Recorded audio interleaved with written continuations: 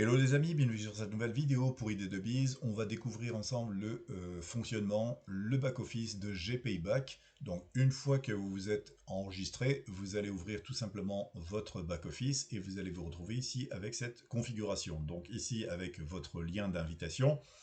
Ici, cela, vous n'allez pas l'avoir à mon avis parce que moi je l'ai eu, j'ai acheté cette carte à 300 $. Donc malheureusement, le concept proposé, on va dire l'achat de tokens GPay, et aujourd'hui ça n'existe plus, et je dirais peut-être même tant mieux. Donc il y avait à chaque carte un avantage, mais il y avait une carte qui démarrait à 80 $, puis après c'était 300 $, puis 1000 $, et ainsi de suite, et on avait des cartes qui allaient jusqu'à je ne sais plus combien, avec beaucoup plus d'avantages, et forcément des limites toujours de plus en plus hautes. Aujourd'hui, le système à la demande des membres s'est simplifié, et c'est quand même mieux, je trouve. On a une carte qui va être à 80 $, tout simplement, avec un plafond de 72 000 par an.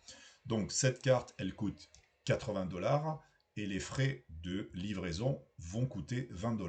Par contre, au niveau de la livraison, on ne sait pas combien de temps, ça peut durer 15 jours comme un mois ou un peu plus.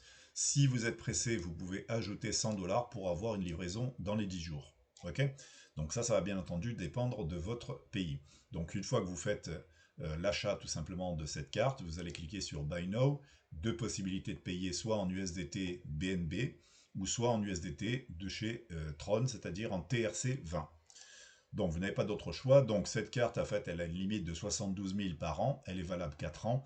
Vous pourrez retirer jusqu'à 500 € tous les jours en retrait distributeur automatique. Et vous avez une limite mensuelle de 7 500 $, ce qui correspond à peu près à 7 300 €, ce qui est quand même déjà beaucoup. Alors, on n'a pas la possibilité non plus d'acheter plusieurs cartes par personne. Si une autre personne est intéressée, vous donnez votre lien d'affiliation, la personne s'inscrit, etc. Alors, ce qui va se passer au tout départ, donc quand vous êtes enregistré, que vous allez ouvrir votre back-office, il y a une première chose qu'il faut faire, c'est-à-dire aller ici sur My Account, vous allez cliquer dessus, et vous allez avoir cette page-là. Donc sur cette page-là, c'est relativement simple, vous complétez votre prénom, votre nom, ici la rubrique du téléphone, ici votre genre, votre date de naissance, et surtout bien entendu votre adresse correcte en majuscule si possible, de façon à ce que eh bien justement on puisse vous livrer la carte, sinon ça va être compliqué. Une fois que vous avez effectué toutes vos informations, vous avez complété vos informations, assurez-vous que tout est correct, qu'il n'y a pas de faute, vous faites Save Change, et ensuite vous n'avez plus qu'à attendre. Le wallet ici, c'est pas super important. Pour les personnes qui feront par exemple du parrainage, vous pourrez être payé en USDT TRC20 ou en BNB.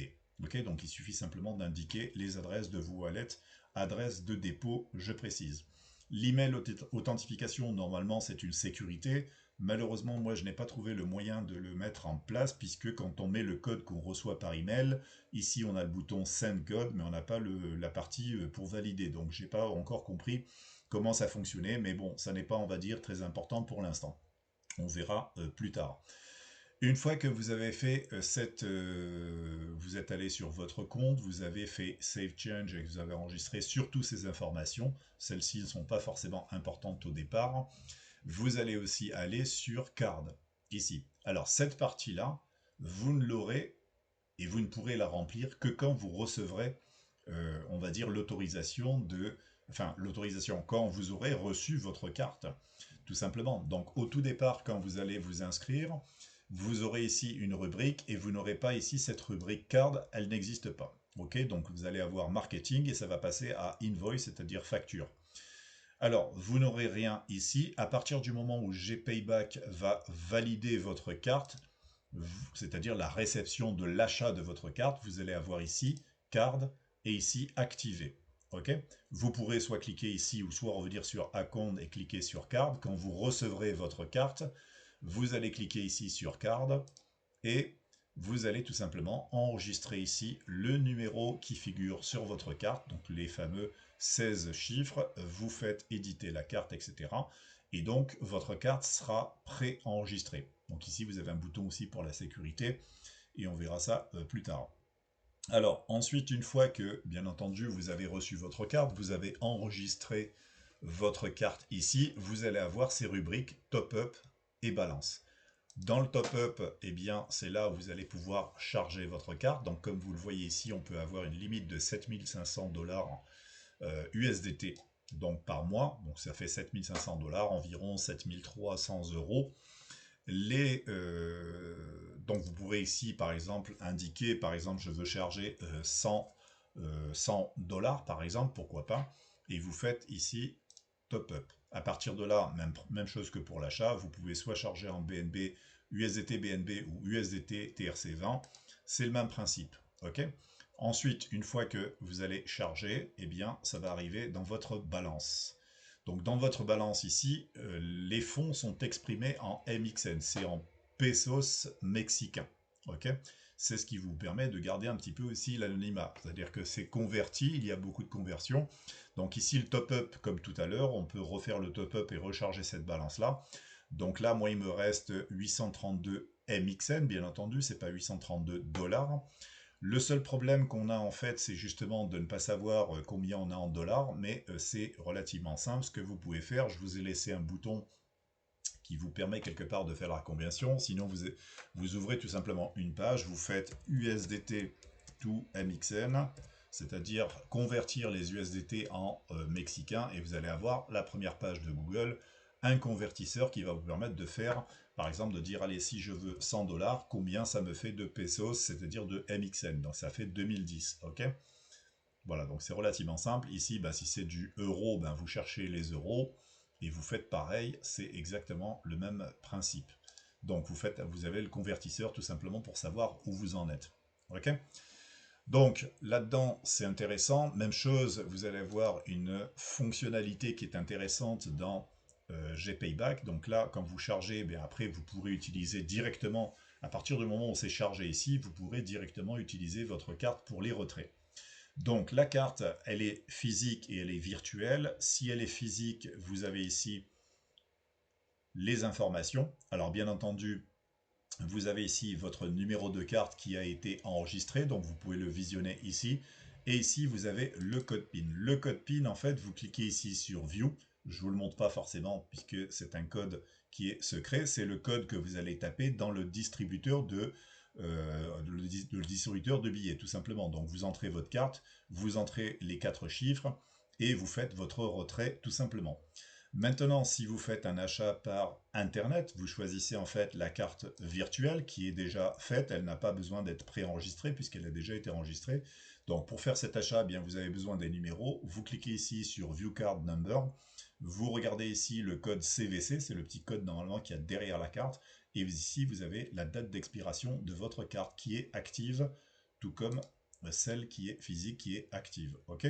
Donc ça, c'est hyper intéressant. Maintenant, il y a une fonction en fait qui est super intéressante, c'est la fonction de transfert. Imaginons vous avez en fait quelqu'un de votre famille qui a ouvert et qui a tout simplement rejoint par votre lien d'affiliation, mais aussi ou peut-être une personne que vous ne connaissez pas mais qui a GPay et vous souhaitez tout simplement faire une transaction avec lui. Eh bien, vous faites un transfert de compte à compte. Il suffit d'indiquer, par exemple ici ça c'est votre carte, donc c'est la carte qui est chargée. Ici, vous allez tout simplement indiquer le numéro de carte de la personne à qui vous souhaitez envoyer de l'argent. Et ici, vous allez entrer le montant. Alors le montant ici, il est important de savoir que vous allez l'indiquer en MXN. Donc je recommence ici. Si je veux envoyer du MXN, je fais USDT to MXN sur Google pour pouvoir avoir justement le convertisseur. Et à partir de là, eh bien, si je veux envoyer 100 dollars, eh bien, je sais que je dois mettre ici 2010 MXN. Ok, donc je fais ici, je colle, hop. Je crois que je ne l'ai pas copié. Hop, copier et coller. Bon, alors c'est 2010, voilà, par exemple. Ok, si je fais send, eh bien forcément ma somme ici va être débitée de là vers la carte en allant vers la carte de la personne que vous souhaitez charger tout simplement. Voilà, donc c'est une fonctionnalité qui est intéressante et chaque fois que vous faites une transaction, ici vous avez toutes les transactions. Par exemple là, c'est la recharge de ma carte, j'avais mis à peu près 75 dollars. Donc ce qui est un peu dommage, c'est qu'on n'est pas l'équivalent, donc on peut faire par exemple, on peut voir ici, si j'ai mis cette somme-là, combien ça vaut. si je la mets là, voilà, ça fait à peu près 70 $. En fait, j'ai envoyé, il y a quelques frais quand même.